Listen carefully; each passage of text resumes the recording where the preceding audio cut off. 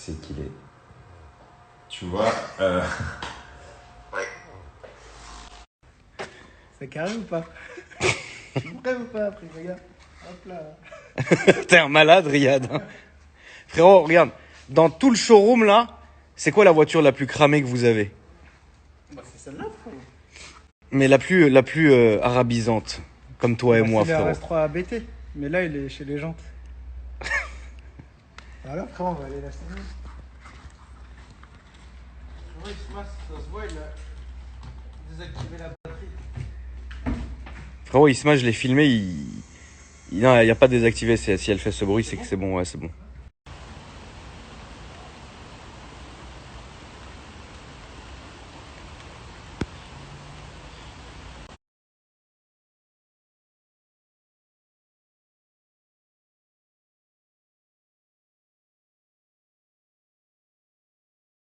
Là, je vais aller faire un peu de route pour aller quelque part.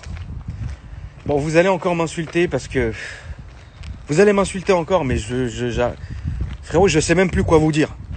Je sais même plus quoi vous dire. Je vais aller chercher une caisse encore, mais je sais plus quoi vous dire. Je sais, frère, même moi, c'est quoi là? Je me suis dit, viens, j'y vais en loose day. Je dis rien, je me fais mon kiff. Mais je me suis dit, mes abonnés, vous êtes tellement vifs que vous allez le voir. Mais, tonton, c'est quoi cette voiture-là? Dis donc, tu nous en as jamais parlé. Je serai de retour peut-être ce soir. Si Dieu veut, frérot. C'est beau, c'est un peu beau.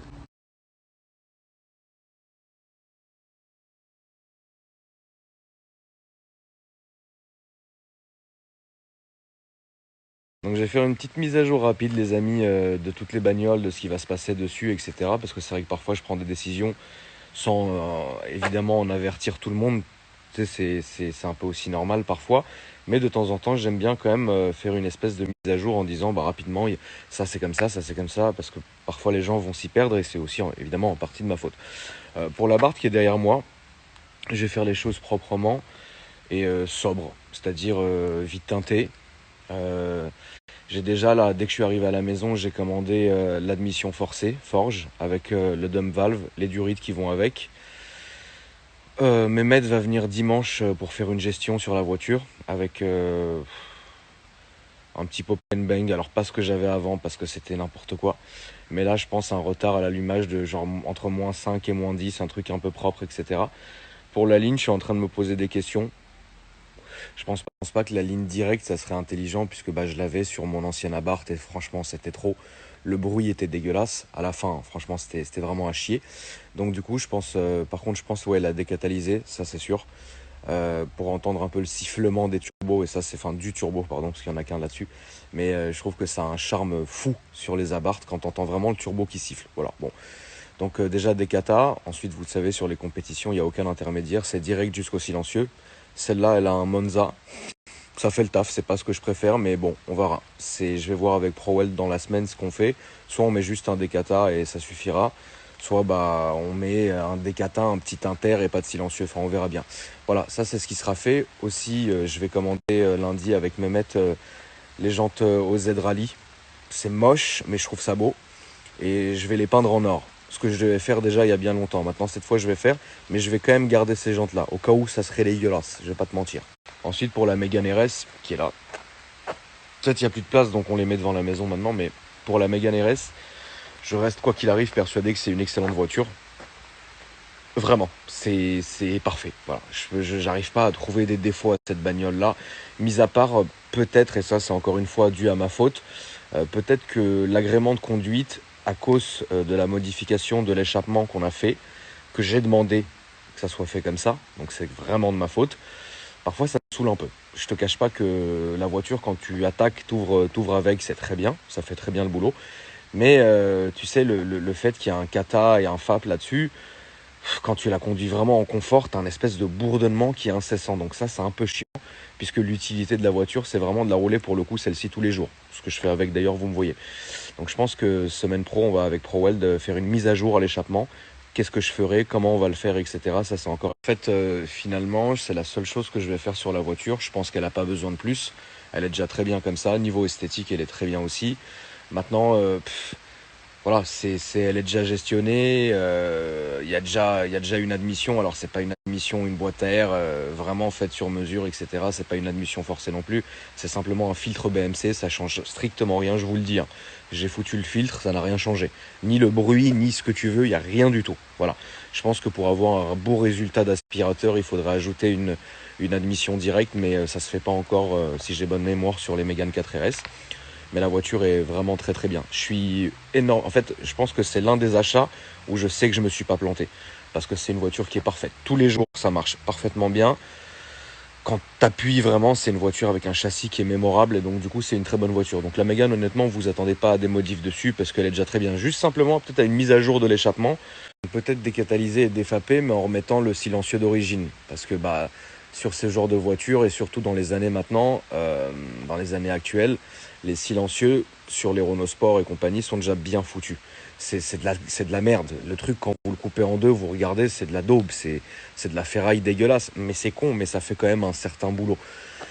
Donc du coup, voilà, moi je vais continuer à travailler avec ProWeld là-dessus.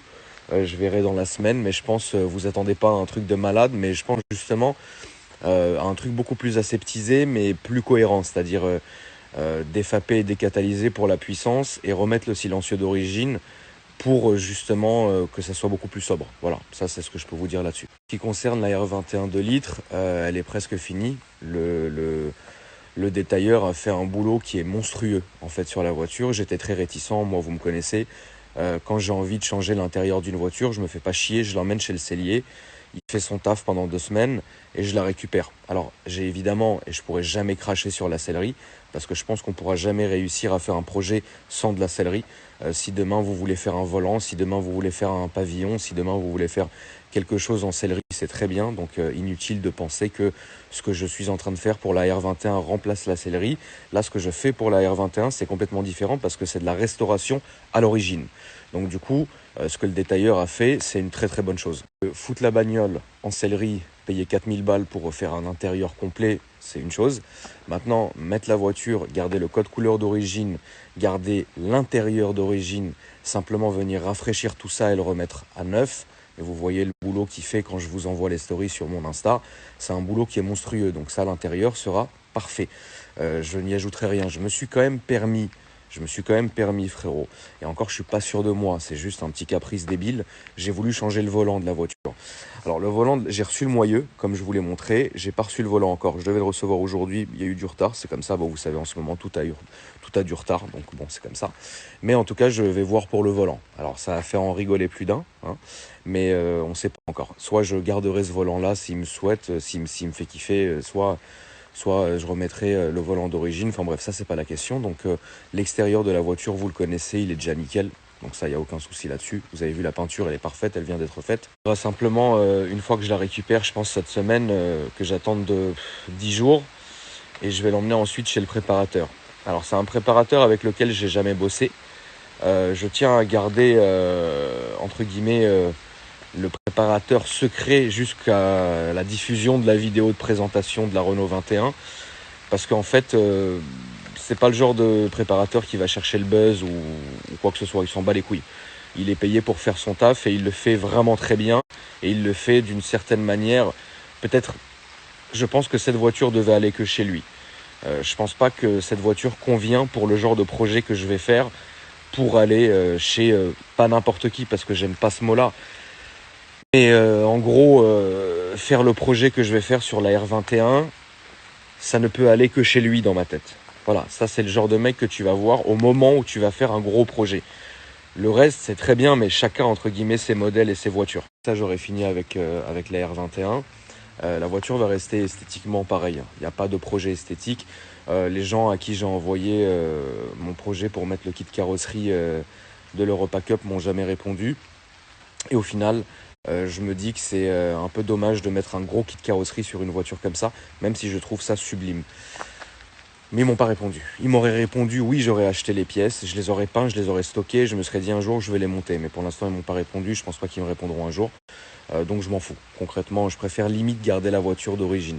Maintenant, on verra, parce qu'évidemment, il faut que ça freine. Si tu mets 400 chevaux dans une voiture comme ça, qui déjà ne freine pas bien, il va falloir que ça freine. Donc est-ce qu'on peut garder les jantes d'origine pour que ça freine aussi bien? On verra bien. Ensuite, pour la Clio 16S, honnêtement, il n'y a rien à y faire. La voiture, elle a une bonne bouille, elle a une peinture complète que j'ai pas faite moi, hein, qui était déjà comme ça quand je l'ai achetée. L'intérieur est tout à fait passable, à part les intérieurs de porte qui sont défoncés et dégueulasses. Et l'ancien propriétaire a mis des espèces d'enceintes un peu moches. Alors qu'on peut aujourd'hui mettre des enceintes qui sont assez jolies comme ce que j'ai fait sur le R21 tout en gardant le cache enceinte d'origine. Donc c'est à dire que dedans j'ai des enceintes qui sont très correctes et qui font le boulot. Mais ça se verra jamais. En fait, tout est resté à l'origine. Donc il y a que ça un peu qui me gâche en me disant putain c'est relou. Et cette immonde pot d'échappement des villes qui va pas avec la voiture. Mais honnêtement, je ferai absolument rien dessus. À part de temps en temps faire une révision, une vidange, parce que bon, vous savez, c'est des voitures qui ont un certain âge et comme moi je les conduis comme un mongolien, je préfère que la voiture. Je pense que je suis presque de péter l'embrayage ou un truc comme ça sur cette voiture. Pourquoi pas en mettre un renforcé, c'est un truc que je verrai, mais c'est absolument pas la question aujourd'hui. Ensuite, la GTR, j'avais envie de mettre le toit en carbone et de mettre le capot, enfin comment on appelle ça, le coffre en carbone. Je me suis réellement déchauffé. Je pense que j'en ai fait assez avec la voiture. Alors, vous pouvez me reprocher, les gens peuvent me reprocher, oui, mais regarde, t'avais dit que mais j'en ai assez fait sur cette voiture en fait. À la base, elle devait rester d'origine. Aujourd'hui, c'est un avion, le machin. Bon, je pense que mettre un toit en carbone et mettre un coffre en carbone, à part me délester de 15 000 balles, frérot, ça va pas m'emmener bien loin. Donc je pense que la voiture est très jolie, donc autant la laisser comme ça, puis faire la maintenance quand il faut, et puis continuer tranquillement. Je pense qu'en faire trop, ça serait vraiment dénaturer la bagnole, et c'est peut-être pas une bonne chose, je pense. Le Range Rover Caméléon, là aujourd'hui il n'est pas à la maison. On a cet Audi de près à la place qui est juste ici. Le Range Caméléon, en fait, là il est en carrosserie. Alors ça va être un coup de poker parce que en fait il est arrivé comme ça. L'ancien propriétaire avait tapé un tout petit peu le pare-choc avant, alors que le reste de la voiture est nickel. Donc autant de se dire vas-y j'ai le truc, j'ai pas envie de le repeindre, autant le repeindre tout de suite. Comme ça au moins ça sera fait. J'en ai profité aussi pour changer les quatre pneus, en mettre des 4 neufs, faire une révision, etc. Machin. Le truc va revenir nickel dans la semaine. Et voilà. Mais je pense qu'il n'y a aucun souci à rattraper le code couleur de la voiture, parce qu'au final les carrossiers c'est leur travail, ils ont des machines pour ça. Donc je pense qu'on verra le résultat. Mais bon, un pare-choc ça devrait pas non plus être la catastrophe quoi. Donc le Range, tout va bien. La classe S, je suis en train de me tâter. Là, on est en train de refaire l'avant d'ailleurs, qui va aller bientôt en carrosserie. La voiture, elle est plus chez moi, elle est chez Chauveau en auto là pour l'instant. On est en train de voir qu'est-ce qu'on va faire sur la voiture parce que j'avais envie de refaire un peu le pare-choc parfaitement neuf, etc. devant. Parce qu'il y avait des petits impacts de cailloux. C'est d'ailleurs le seul défaut qu'il y a sur cette voiture. Je suis en train de m'acharner à essayer de trouver les phares avant de la phase 2 parce que je vous avais déjà expliqué qu'il y avait eu un souci d'homologation parce que la voiture était japonaise. Et donc je suis en train de voir un peu ce qu'on va faire. Mais bon, pour l'instant, c'est pas la question. Là, il y a simplement de la carrosserie. Un truc débile quoi, juste prendre un pare-choc avant, tranquille quoi. Donc la classe S, il n'y a pas de souci. Puis pour finir, la Targa. La Targa, le souci, c'est que tu vois là, il est en train de pleuvoir par exemple. Et ça commence à me saouler de voir la voiture qui sort de carrosserie. Alors je tiens juste à préciser un truc, c'est qu'on devait faire du covering sur la voiture. C'est pour ça que tout a été repeint, sauf le capot avant sur la voiture. Parce qu'on voulait le passer d'une autre couleur, enfin pas le passer d'une autre couleur, mais le mettre à l'origine avec les bandes qu'il y avait sur le capot. Ça n'a pas été fait parce que j'ai préféré la laisser comme ça. Mais ça me commence à me saouler en fait de voir la pluie et le soleil taper dessus à longueur de journée. Surtout que vous avez vu la voiture, je l'ai conduite qu'une fois. Donc je suis en train de me tâter. Est-ce que je la foutrais pas mieux à Paris dans le garage, histoire de la sortir le week-end et pas que la voiture en prenne plein la gueule, parce que c'est vraiment le problème que je vais rencontrer et que j'ai rencontré l'été dernier à cause du soleil. Ma cour elle est vachement dégagée et du coup rappelez-vous l'été dernier le carbone de l'abarth jaune en fait il sautait sans arrêt et ça me rendait fou. Prenez aussi que quand vous vous cassez le crâne à faire une console centrale en carbone et que en fait au bout de 1 mois d'été vous remontez dans la voiture et vous voyez la coque fissurée en deux à cause du soleil et la nuit il fait froid donc ça un truc en fait le carbone travaille beaucoup et c'est ça le vrai problème en fait. J'ai pas forcément envie juste pour avoir une voiture sous mes yeux de risquer à chaque fois de casser des trucs et de détériorer des trucs. Et il faut vraiment le savoir, c'est que même la GTR je l'ai depuis quoi, novembre, un truc comme ça. Depuis novembre jusqu'aujourd'hui, alors que vous savez que je suis quand même assez maniaque avec mes caisses, eh ben, je vous cache pas que soleil, pluie, vent, etc. La voiture, là, elle a jamais fait de rouleau ou quoi, elle mérite un vrai detailing extérieur, avec un vrai lustrage, avec un polish, avec ce que vous voulez, avec de la céramique, enfin, tu vois. Et c'est quand même malheureux d'en venir là. Donc, pour répondre vraiment à la dernière question, je peux pas mettre de garage, en fait. Je peux pas mettre d'abri. Regardez, mes caisses, elles sont dans la rue. Enfin, c'est pas la rue parce que c'est devant chez moi. C'est une maison familiale, les gars. Donc je sais qu'à chaque fois, les gens m'envoient, mais une tonnelle, mais une tente, mais un garage, mais ce que tu veux. C'est une maison familiale. Avec un cachet à la con, c'est-à-dire que cette baraque qui est à la con, elle est tellement vieille que si tu veux, je peux pas faire le pyjama, frère, à arriver à imposer à tout le monde, donc à ma famille, parce que c'est une maison familiale, un énorme garage dégueulasse qui dénaturerait tout. Alors je sais que vous avez un milliard d'idées, la famille. Oui, mais tu devrais mettre ça, mais ça, etc. La réponse est simplement non. Parce que je trouve que on peut pas non plus imposer sa passion qui est l'automobile à des gens qui en ont rien à foutre donc de ma famille. Enfin, ça serait complètement fou, vous vous rendez compte? Comme si je vous donne un exemple, un truc très con. Imaginez, vous, votre famille, vous êtes 5 membres de la famille, mais il y en a un seul qui est fan de hard rock. C'est sa passion, frérot. Tous les soirs, il balance du hard rock ou du métal à fond dans sa chambre et tout le monde entend. Les gens n'ont peut-être pas forcément envie d'entendre. Si le gars vivait tout seul, tu mets du hard rock, tu mets du Rammstein, frérot, tu te fais un grand plaisir. Mais là, tu peux pas imposer ça, il y a des règles de respect. Tu vois ce que je veux dire? Moi, c'est pour ça que je peux pas envoyer du garage et des trucs et construire des machins. Donc ça, c'est pas possible, tout simplement. Après, je vais faire, je pense, la technique habituelle de l'été dernier, c'est-à-dire aller chez Noroto et acheter, vous savez, les pare-soleil en alu horribles et les foutre sur les vitres des bagnoles qui vont rester là, quoi. C'est tout ce que j'ai à faire, frère. Comme ça, au moins, ça me nique pas l'intérieur. Ou alors, je sais que dans cette partie où là, les voitures sont garées, il n'y a pas trop de soleil et comme il y a des arbres, ça camoufle vraiment. Et je l'avais fait avec la barre jaune l'année dernière. Quand j'ai vu que le dégât que ça avait provoqué, j'ai sorti à la fin de l'été la bagnole devant la maison. Elle a passé la fin de l'été devant la maison. Et du coup, j'ai plus eu de soucis. Mais là, le problème, c'est que ça soit devant la maison, si je mets tout devant la maison, ça va dépasser à l'angle. Et je peux pas rentrer tout chez moi, c'est fini. Donc maintenant, je pense que ouais, je vais faire le truc à l'ancienne, bâche à la con dégueulasse et par soleil. Voilà la famille, je vous embrasse. Passez une bonne soirée. Moi, je vous dis à demain.